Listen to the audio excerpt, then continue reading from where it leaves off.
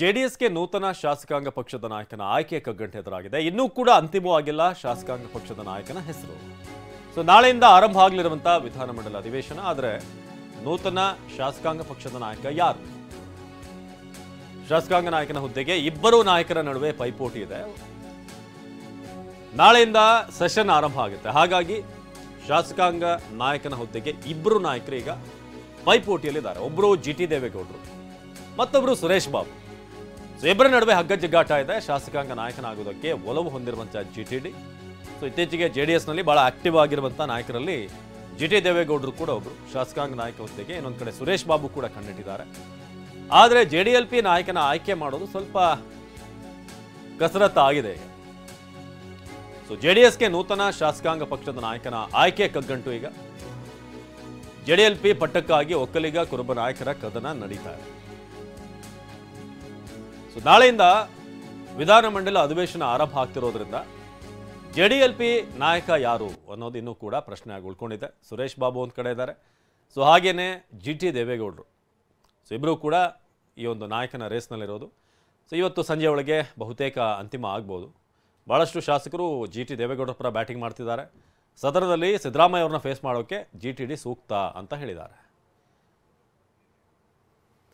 ನಮ್ಮ ಪ್ರತಿನಿಧಿ ಸುನಿಲ್ ಈ ಬಗ್ಗೆ ಹೆಚ್ಚಿನ ಮಾಹಿತಿಯನ್ನ ನೀಡ್ತಾರೆ. ಸುನಿಲ್, ಇದೀಗ ಜೆಡಿಎಸ್ನಲ್ಲಿ ಯಾರು ಶಾಸಕಾಂಗ ಪಕ್ಷದ ನಾಯಕ ಅನ್ನೋದು ಇನ್ನೂ ಕೂಡ ಈಗ ಪ್ರಶ್ನೆಯಾಗಿ ಉಳ್ಕೊಂಡಿದೆ. ಜಿಟಿ ದೇವೇಗೌಡ, ಸುರೇಶ್ ಬಾಬು.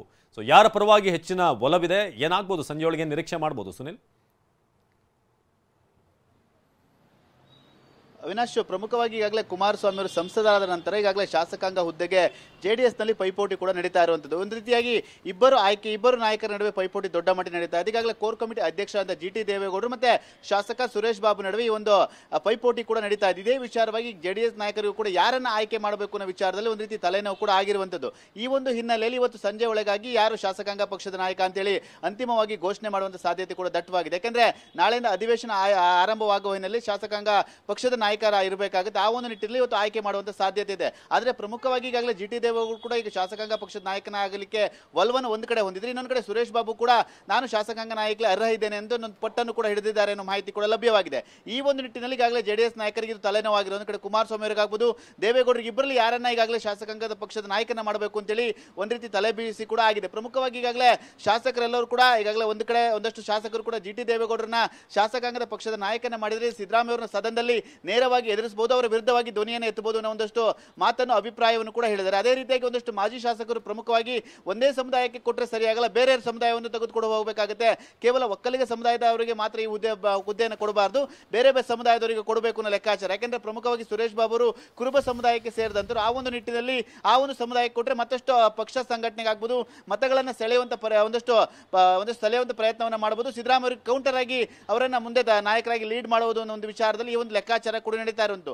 ಆ ಒಂದು ಹಿನ್ನೆಲೆಯಲ್ಲಿ ಹಗ್ಗ ಜಗ್ಗಾಟ ಕೂಡ ದೊಡ್ಡ ಮಟ್ಟಿಗೆ ನಡೀತಾ ಇದೆ. ಈಗಾಗಲೇ ಕೋರ್ ಕಮಿಟಿ ಅಧ್ಯಕ್ಷರಾಗಿ ಜಿಟಿ ದೇವೇಗೌಡರು ನಿರಂತರವಾಗಿ ಪಕ್ಷ ಸಂಘಟನೆ ಆಕ್ಟಿವ್ ಕೂಡ ಆಗಿದ್ದಾರೆ. ಇದರ ನಿಟ್ಟಿನಲ್ಲಿ ಇಬ್ಬರಲ್ಲಿ ಯಾರನ್ನ ಆಯ್ಕೆ ಮಾಡಬೇಕು ಅಂತೇಳಿ ಜೆಡಿಎಸ್ ನಾಯಕರಿಗೆ ತಲೆನೋವಾಗಿದೆ. ಇವತ್ತು ಸಂಜೆ ಅಂತಿಮ ಮಾಡುವಂತ ಸಾಧ್ಯತೆ ದಟ್ಟವಾಗಿರುವಂತದ್ದು. ಅವಿನಾಶ್, ಧನ್ಯವಾದ ಸುನಿಲ್.